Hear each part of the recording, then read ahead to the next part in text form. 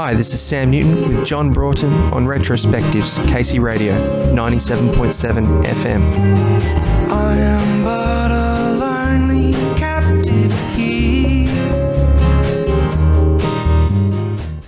Yeah, cool. Yeah. Hey, how you been managing getting through this strange year that we've had? I've been alright. It's so I've got a daughter who's 2.5, and she's been, it's been difficult, kind of balancing gigs and music and recording and doing all that stuff, and also doing dad work and my day job as a teacher as well. So it's been a difficult balance before this year, but then everything that's struck, and the lack of gigs that are actually there, have in some ways, and working more from home have made it easier in some ways to catch up and find my feet again. So it's been difficult not playing. Geez, they are cranking. It's been difficult not playing. I mean, I usually, before this year, I was kind of gigging at least every week, yeah, and sometimes more, and so, and sometimes you do more, or you do a tour or something, and there's none of that. So it's I don't know, it's just different. It's difficult. I mean, it's difficult for most musicians. I'm as I said, I've got a day job, so I haven't suffered as much as most. Right. So you're a teacher? Yeah, so I'm a music teacher as well. Oh, cool. Yeah. So So I mean, as far as like monetary goes, I've got nothing to complain about. But as far as like playing and refining your craft and stuff goes, it's difficult for that. But when you're forced to be at home and forced to try and find other ways to reach that creative need, recording and live streaming and all that sort of stuff, you kind of figure it out. If you're someone who's doing music for the right reasons, and that's most people, I think, then you'll find a way. You'll find a way to do it still. I've resorted to YouTube myself. I've kind of just I've decided, I don't want to be at the mercy of gigs if they drop off and stuff, and I need to keep playing. And at the same time, I've got this, this recording setup, which I've been putting all my money into. So I'm trying to get as much of a professional sound at home as possible.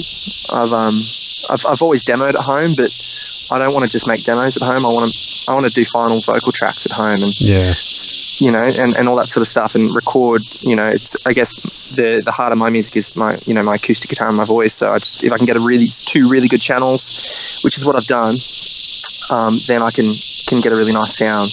And so doing this YouTube thing's also pushed me to work on my recording, skills and production skills too. Yes, and just play regularly, So, which when there aren't gigs, that's what you need. Like it's difficult. It's difficult to play regularly without a goal. You know what I mean? Like if I'm if I'm like, okay, I need to be able to do this. As far as technical skill goes, I'll work on those. I've got a goal in mind, and I'll work up towards that with a certain amount of time and hours, or songwriting goals, which I've done in the past. I'll do a certain amount, but I'm a really goal-driven person, so I need something. If I've got a gig coming up, I work up the set list and all the other stuff. So yeah, I think that's the big thing. This year's forced. Long story short, this year's forced me to kind of be a bit more goal-driven. Yeah. Like and really self-sufficient, more self-sufficient, I think. Yeah. Are the signs there the worst is behind you there in terms of gig opportunities? Is this the corner starting to be turned? Yeah, definitely. I've contacted a few venues and a few like 4 gigs in a row have just kind of fallen into my lap in January. So, going from having nothing, and you usually book a month ahead or something, and it's picking up again. And there's here in Sydney there's a few venues who weren't doing gigs who are doing gigs now, like the Duke in Enmore, is one in particular that's doing stuff regularly 2 days a week now, and the usual ones are starting to pop back up. I mean, there are some that didn't really stop. Lazy Bones and stuff in Marrickville, they didn't really stop doing music. Really they resorted to live streaming, and as did Butcher's Brew in Dulwich Hill. Anyway, all these Sydney places. There's more coming up, and I think there's I was chatting to a mate who played a show at the Townie in Newtown here the other night, and he was saying that it was packed out, 50 seats, socially distanced and all that sort of stuff. But he said just the attitude of the patrons and the crowd, like people were really thirsty for music. For sure, yeah, and that's a thing. I feel like, it's not as much like this in Melbourne and certain places, but Sydney, I really feel like Sydney takes Sydney as a whole, and this isn't everyone, but there's definitely an attitude within Sydney where they take these cultural these things that are there that enrich the culture of the city. They take a lot of that for granted, and it can sound, I don't mean to sound cynical or bitter about it, but it's kind of a different attitude up here on occasion. Where sometimes, seeing your music isn't, is maybe fifth in line for what people might do. And it's not seen as this, oh my God, we've got this opportunity to go do this. Let's go check out some music tonight. Where do you want to go? It's, which it is, and it's like that in some places, and yeah, like in many places. But I feel like this whole thing is I'm a really optimistic, positive person in general, and I feel like this is going to really rejuvenate that. Yeah, I can see that. Yeah, for sure. There's all this stuff's going to happen, and people are going to realise, that there are other things in the way of that, like government policy and all that sort of stuff, which they've made positive improvements on that locally as well. But I'm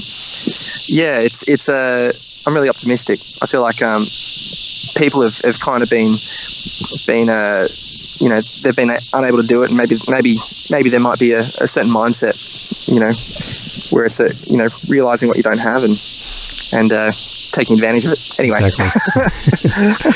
So, 10 years since your debut, 3 albums and an EP in that time. If you had the ability to travel back in time and talk to your 10-year younger self about to record that first EP, what do you think you'd be sure to tell them about what to prepare for in the future?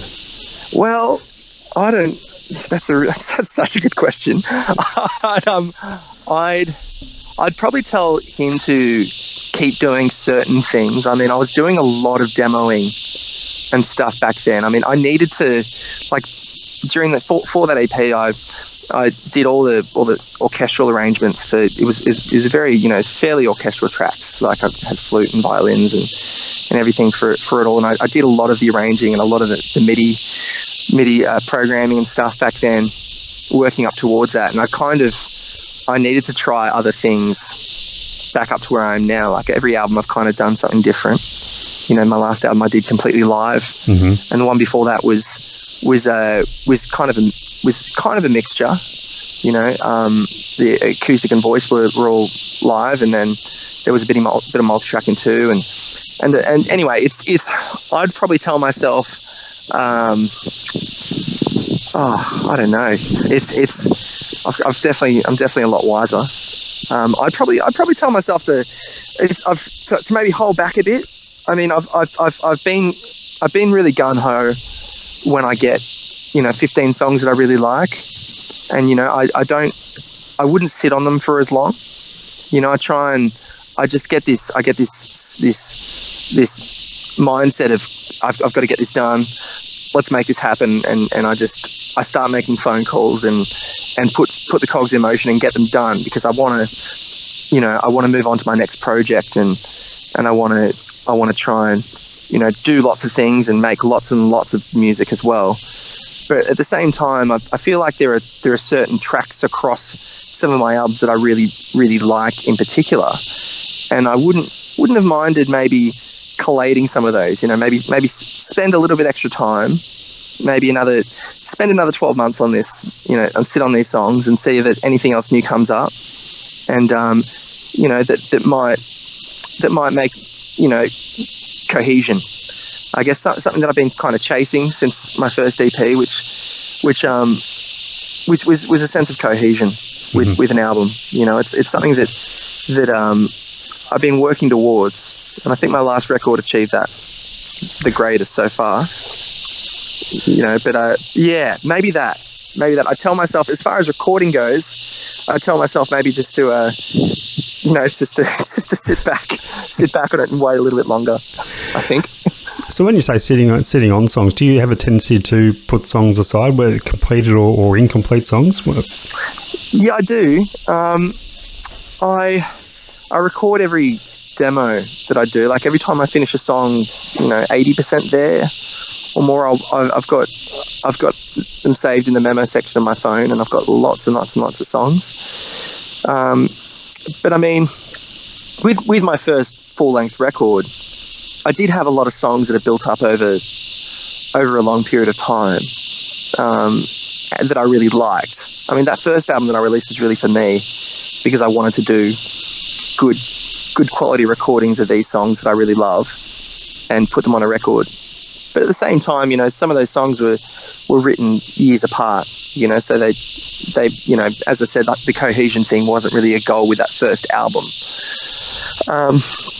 But I mean, but does that make, I don't know, that's probably being too self-critical in some ways. There are many records that don't have that I love also. Yeah, but I mean, I do. I've got a lot of songs that I sit on. But when I get, say, 15 or so that I really like, I'll usually go straight to it. And that led to in 2016, I did this songwriting challenge and wrote 100 songs in 100 days and wrote them all within an hour and kind of did this just to build up a really, really big backlog of songs, like to make a larger collection to choose from, which is what I used for my last record. Which worked, I think, because then you could choose the songs that, that aren't just good songs that you're happy with, but also songs that work well together. I was going to bring up that 100 songs in a 100-day challenge. It fascinates me. What inspired you to set yourself a challenge like that?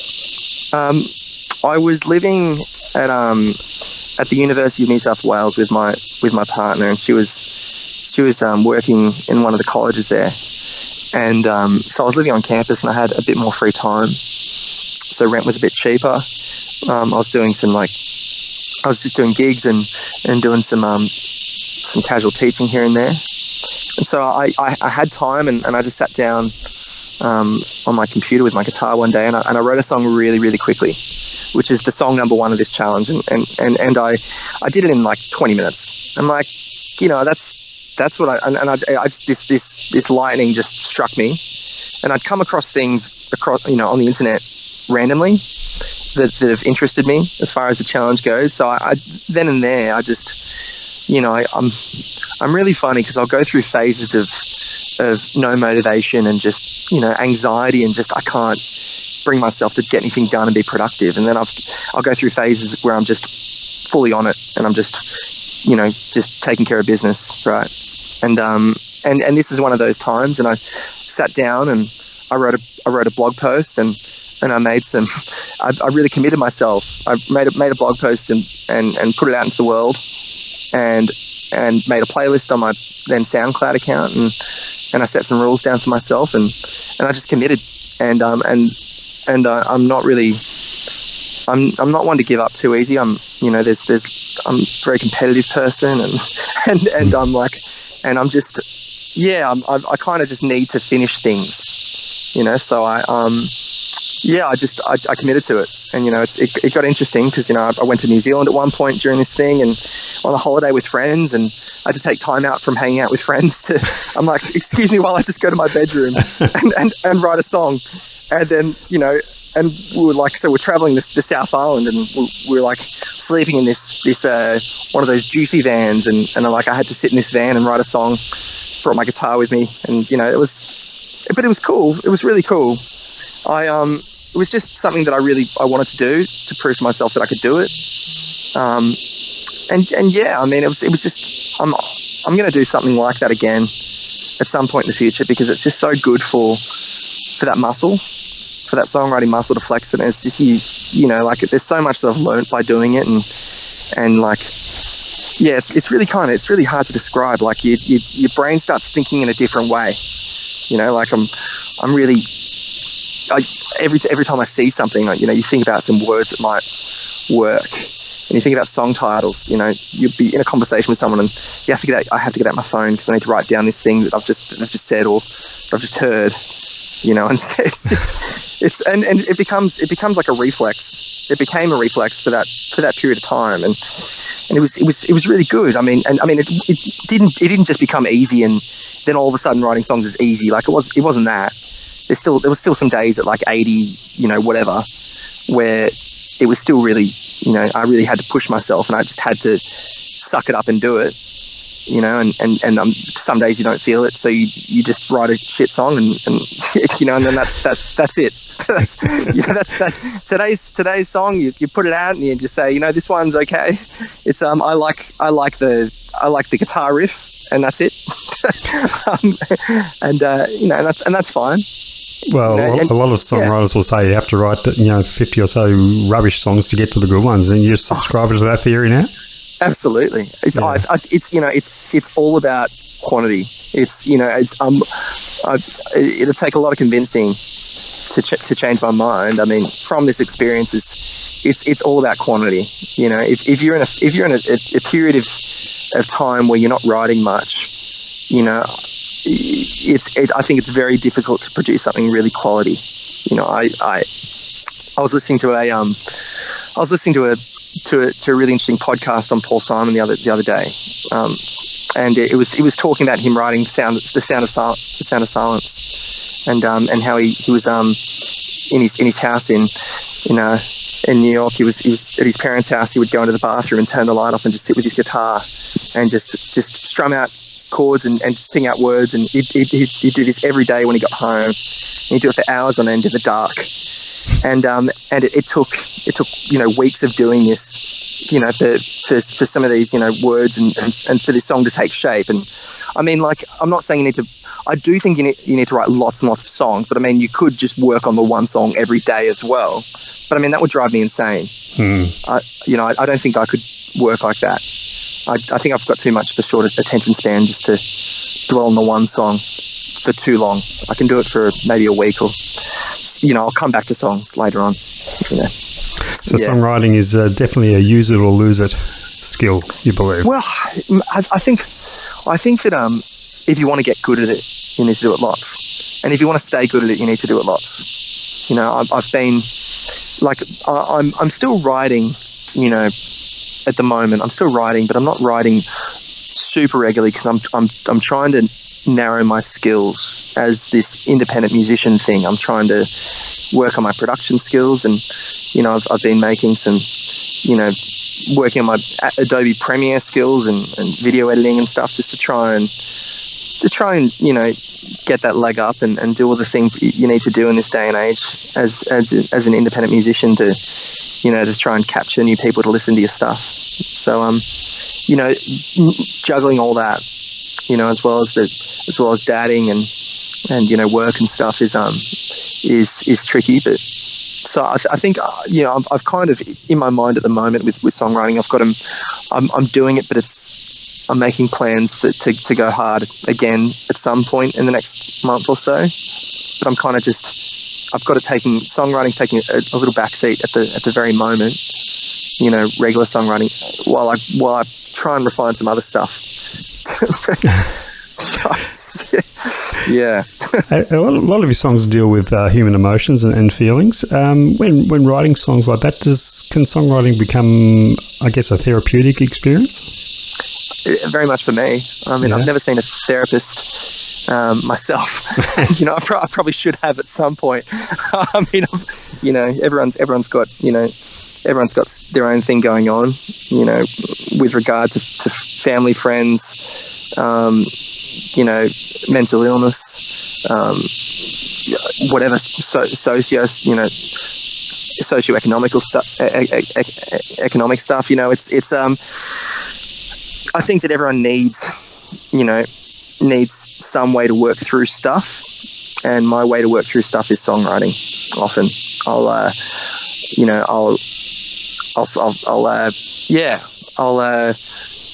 treat myself through through the power of music and words sometimes, and sometimes that's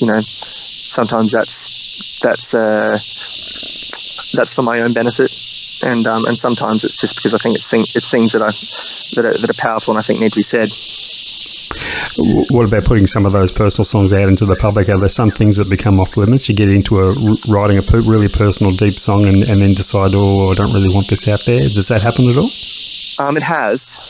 I've got I try to tell myself no, it doesn't matter. And my second album, Violet Road, there's so much that's the Sam Newton Therapist album. That's dealing with a lot of family stuff and things that have impacted me.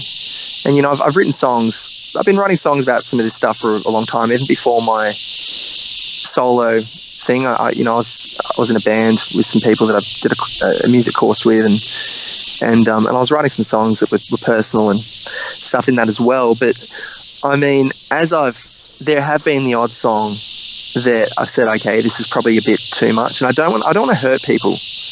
I don't want to, I don't want to put my art ahead of someone else's happiness as well. I don't want to write something that could be hurtful, and unless I really dislike that person. But there have been some songs that I've really liked, and I've put into a box or a folder on my computer and to look at some point, maybe change the names, but they're too true, and there's too much with them that the songs couldn't hide behind anything, even if I change names and whatever else are in there. If there's something that I feel like really, really, really needs to be said, and it's not going to hurt someone too much, then I'll do it. Mm-hmm. I think, yeah, it's a pretty difficult one. I think it's got to be a case by case basis, really. Yeah. You most articles I've read about you always seem to tag you with that Americana tag. Are you comfortable with that tag? You know what? Well, I don't know. I think it's really difficult for singer-songwriters, because if you put yourself in a singer-songwriter box, then you're in there with many, many, many people who have different influences. They write songs and they sing songs, but I mean, what else connects them? I mean, there's the folk music thing, and I like a lot of folk music. I love Nick Drake and what you call, Paul Simons, I guess, goes between many different styles, but I love his music. I love a lot of country music as well. As far as Americana goes, I really, really love a lot of artists that would identify with Americana. Townes Van Zandt, Gillian Welsh, Jason Isbell, lots and lots within that style. And I guess I'm really, really partial to the pedal steel and the mandolin and I'm really partial to country music. I love Doc Watson as well and a lot of bluegrass music. But I don't know. The Americana thing is good in a way because it works well as an umbrella term so that you don't have to do too much justifying, because like genre as a thing itself is just a commercial term, really. I mean, if you want to get down to the nitty gritty of it, genre is something to help people find music that they would buy or listen to or engage with. I'm honestly happy to go with whatever term is gonna help people who like my music find my music. And if that's Americana, then that's the one.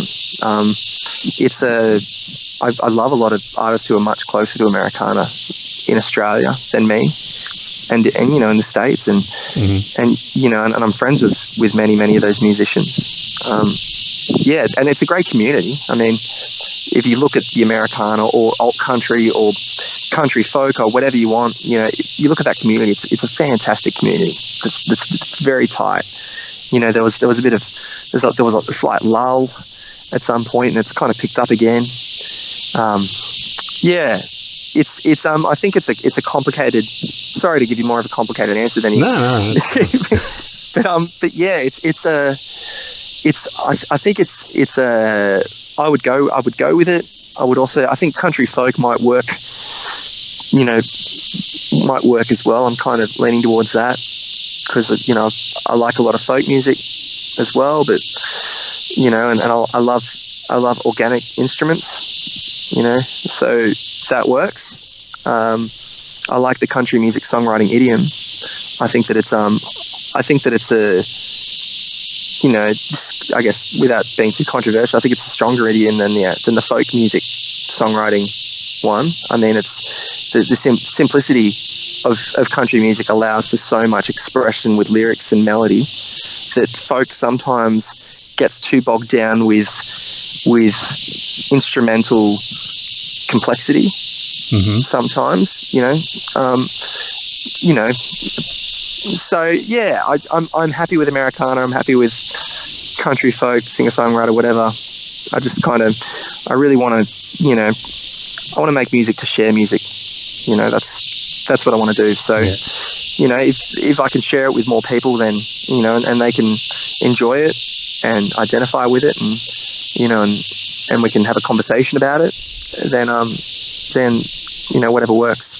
No, that's a terrific answer. I noticed on your website you've really embraced the house concert concept, actively seeking those out. As an artist, what do you enjoy most out of what do you get most out of the house concert experience that perhaps is missing from the regular gig? Oh, the house concerts, they are the best gigs. The hierarchy isn't clear. You can go in, have a chat, have a play. If people know your songs, they can request it, or they can, I can play lots of songs. So play some that aren't your own, and just songs that you love. You can have it's very conversational. It's not not always often not amplified as well, mm-hmm. which is I guess when I first started playing music, it was my mum would always just nag me whenever she had people over to go and get the guitar, and play some songs. She's very, very pushy, and she still does it when I go down and visit them. And I'm doing that over Christmas, so I can expect it. But I guess playing to people acoustically and in a really relaxed conversational way, where you can meet their eyes and you can really sing songs to them in a personal way, and like songwriters. Well, I spend a lot of time crafting some of these songs, and a lot of them mean a lot to me. So to be able to kind of really express that to people on a personal level is great. So house concerts I love doing them. It's they obviously they haven't been happening at all this whole year. So from memory of 12 plus months ago. I stumbled also across a different type of live show you did a few years back, which interests me. A show called Man Walks Into a Bar, sort of a combination of an acoustic gig and comedy. Yeah, tell us about that. Oh mate, that was a strange gig. So I got approached by a guy who was into musical theatre, but also theatre, and looking at putting on a show at World Bar in Sydney.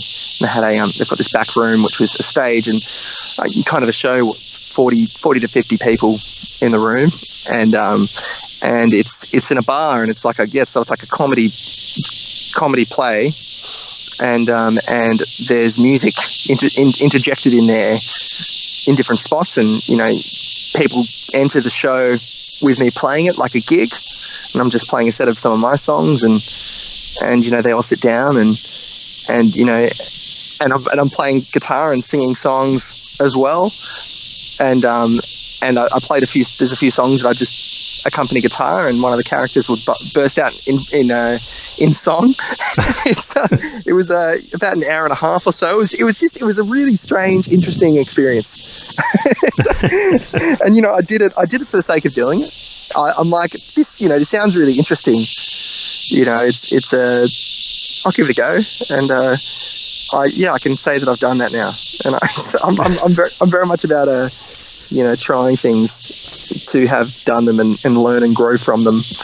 And I'm sure there's different types of people's skills and increased stage presence stuff that maybe I've developed through that. So now, as we speak, I'm actually speaking to you on the day of the official release of a new single, and I see it's the first time you've done all the recording, engineering, and mixing yourself. How did you find that experience? So good. It was so good. It was really fulfilling. I've been asking for advice from friends on gear and just looking at hours and hours and hours of YouTube videos to try and learn stuff. So I wrote the song and I was sitting on the song for probably 6 months and then I just started. I actually started working on a different song first and decided, no, I need to release this one, before Christmas. So the song's called Merry Christmas, and it's I really, as a guitarist, that's the instrument that I've worked on for years and years. So I play electric guitar as well, and I play bass okay. So I'm like, why not just give it a go and do it all myself? And then I was just lying in bed one day. I'm like, you know what, mate, this song really needs piano. So I contacted Lachlan Bryan down in Melbourne, and I've crossed paths with Lachlan a whole lot over the past few years. I've supported him at some shows that he's played as well, and also crossed paths in Tamworth and whatnot. And I actually love his songwriting and his musicianship and everything about what he does. So I asked him whether he'd be interested in maybe helping me on this project that I'm doing as well. Maybe as a co-producer role, and we're like, well, what would that look like in COVID? What would my role be? And we discussed, maybe, I don't know, I'll send you mixes and you can let me know if there's something you think it needs, and I'd like you to record some piano for me. So we did that, and getting the tracks and mixing the tracks and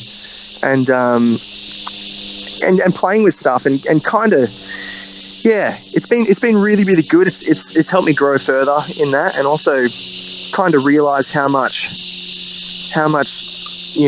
that stage of things, the production stage, can change the song as well.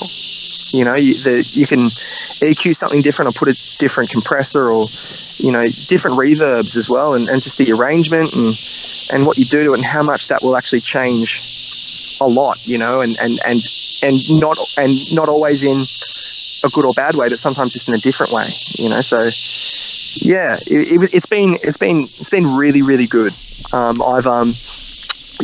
did a whole lot in my first EP, and I kind of, every album that I've done, I've taken on a co-producing role really, with all of them, and being present for the mixing process, and sometimes the mastering process as well, and I've really tried to be involved with everything that I've done, but I haven't taken that extra step that I've now taken. So it's good. So has this inspired you to perhaps take it up a notch and perhaps do all this work on the next album? Definitely. Awesome. So I've got a plan. I've got a plan at the moment. So I've got 3 tracks that I've done, and I'm really just, I've been so caught up on albums. I love albums, I love them so much, but at the same time, with all these albums that I've put out, you spend maybe a month on each song or more, and then then there's maybe 2 songs from the album that I'll promote that people will actually listen to, and not everyone's listening to that album. And there are lots and lots of songs that I love that I want people to hear, and they're just not going to hear because there's not the leeway for me to push it on them. I'll be like, you should give this a listen. I really recommend this song. So I'm putting out singles for the next little while, and then collating them into EPs, and then maybe doing then figuring out my favorite songs from those EPs and putting them on an album, and maybe pressing vinyl or something. I've got a whole list of songs that I've started working on, and if I get productive enough, then I'll think towards an album after this phase of of trial and error. Now, you mentioned you've been doing a bit of YouTubing recently. I've been having a look at some of those wonderful cover. I won't really say covers; they're more song interpretations. So you're putting your own stamp on them. What criteria do you use in selecting the songs there? I'm pretty much doing songs that I love, songs that I like. I know that, like, to really build up the YouTube thing, you need to, you got to do a lot of the popular ones, and if that's what you're kind of going for. But I'm trying to find a balance between songs that I think I could do well. There are some songs that I love that I know I couldn't do very well. Like I was thinking about it yesterday. There's just some songs that are so dependent on the arrangement and the instruments that are in there, and it would be difficult to bring over to acoustic and voice. So I'm choosing songs that I love. So it's very, it's for me. Mostly, if I'm going to get 30 views on a video, I want to at least have enjoyed the process. So yeah. Any thoughts about putting them all on a CD down the track? The covers. I don't know. Maybe. I'm keeping all the I'm actually, a secondary goal with it all is I'm also trying out lots of gear. I'm trying out lots of plugins and trying different things and different mic placements and stuff. I'm working on that stuff too, and I'm trying to do them well. So I'm keeping the final. I'm keeping the mix on a separate. I'm keeping the balance, and if I choose to do that, I guess I could get them all mastered together and then put them out as an album of my favorite covers. Yeah, it's an option. So yeah, definitely, maybe. And just before I let you go, Sam, you sound like a guy who loves a good plan. So what are the goals for 2021? So I'm going to hopefully get back into playing shows. I really miss it. I love playing live. It's probably my favorite thing. So more shows. But I think just trying to stay on top of what I'm doing with regular content. I think I really want to try and get some of the other side of music making sorted. I don't want to be, I don't want to just write and put songs out there for no one to hear. I want to try and work on that side of things. So I've got a new single coming out that I plan pretty much for every 6 weeks. So I'm gonna hopefully try and stick to that deadline and refine how I release these songs and how I what I do once those songs are released and try and make some videos myself as well. Do some video editing and stuff too and work on that stuff. And I really want to and keep writing. I've got a plan to do something similar to this 100 songs thing, but incorporate this YouTube channel of mine. So I don't want to say too much about it, but it's an idea that's been simmering in my brain. And so I'm going to do something like that. So probably do a big songwriting thing this year at some point too. Fantastic. We'll look forward to all of that. Sam, I'll let you go before the cicadas completely swamp you there. Yeah, mate, it's a beautiful spot where I am. It's worth it. No, that's okay. Look, this is going to go to air on Australia Day, so it's a perfect background for it. Excellent. And probably around that time your next single will be out too, so even more timing. Yep. Yeah, excellent. Thanks so much for having me, John. My pleasure, Sam. Thanks for being on the show, and have a fantastic Christmas and New Year, and I'm sure we'll speak again. Yeah, I hope so. Thanks, John. All the best. Cheers. Cheers, mate. Bye.